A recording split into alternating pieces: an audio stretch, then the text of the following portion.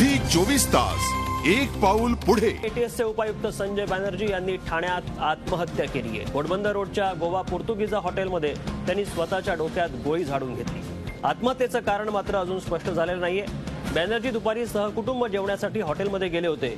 जेवणाच्या टेबलवरच त्यांनी स्वतःला गोळी झाडून घेतली। या घटनेमुळे संपूर्ण ठाण्यात एकच खळबळ उडाली आहे। महत्त्वाची बातमी आली आहे। बॅनर्जी ठाण्याचे डीसीपी संजय बॅनर्जी यांनी स्वतःवर गोळी झाडून घेतली आहे। एटीएसचे ते उपायुक्त आहेत। ठाण्यातल्या घोडबंदर रोडच्या गोवा पोर्तुगीज हॉटेलमध्ये ही घटना घडली आहे। आज ते सहकुटुंब जेवणासाठी गेले असताना हॉटेलमधल्या टेबलवरच त्यांनी स्वतःवर गोळी झाडून घेतली।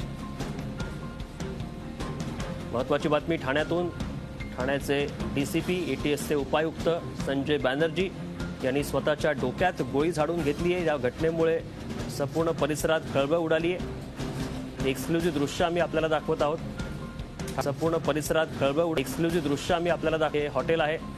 या हॉटेलमध्ये आज सहकुटुंब बॅनर्जी हे जेवायला गेले होते आणि हॉटेलमधल्या टेबलवरच त्यांनी स्वतःच्या डोक्यात गोळी झाडून घेतली।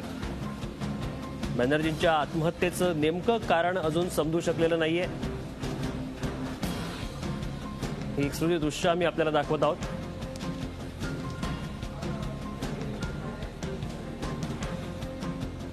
हमारे डीसीपी संजय बनर्जी है, वो यहाँ खाना खाने के आए थे फैमिली के साथ और यहाँ बैठे बैठे अचानक उन्होंने इनकी फैमिली ने जैसा कि बताया रिवॉल्वर निकाल करके और अपने सिर पर लगा के गोली मारी।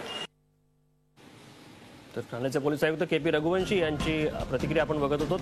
आता आम्ही आपल्याला दाखवणार आहोत ज्या टेबलवर बसून संजय बॅनर्जी यांनी स्वतःच्या डोक्यात गोळी झाडून घेतली ते ठिकाण। असं नेमकं काय घडलं की बॅनर्जी यांनी आत्महत्या केली? घटनास्थळावरून आढावा घेतलाय आमचे प्रतिनिधी कपिल राऊत यांनी। एटीएसचे डीसीपी संजय बॅनर्जी यांनी याच हॉटेलमध्ये आत्महत्या केली आहे। तुम्ही बघू शकता याच हॉटेलच्या डायनिंग टेबलवरती ते आपल्या फॅमिलीबरोबर जेवायला बसले होते आणि अचानक काय झालं, त्यांनी आपल्या सर्व्हिस रिव्हॉल्वरनी डोक्यात गोळी मारून आत्महत्या केली आहे। ही खळबळजनक घटना ठाण्याच्या घोडबंदर परिसरात घडलेली आहे। या घटनेनंतर ठाण्यातले सर्व पोलीस अधिकारी या घटनास्थळी रवाना झालेले आहेत आणि ते पुढचा तपास करत आहेत का एवढ्या सिनियर लेवलचा ऑफिसर, एवढा मोठा ऑफिसर अशी आत्महत्या कशी करू शकतो।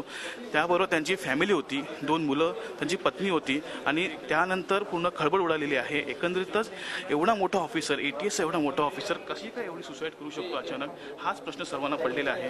ठाण्यातले सर्व पोलीस ऑफिसर्स म्हणजे आयुक्त असो, डीसीपी असो घटनास्थळी रवाना झालेले आहेत आणि ते एकंदरीतच शोध घेत आहेत का ही आत्महत्या ह्यांनी का केली असावी। झी 24 रतन भौमिकसह कपिल राऊत, ठाणे। झी 24 तास एक पाऊल पुढे।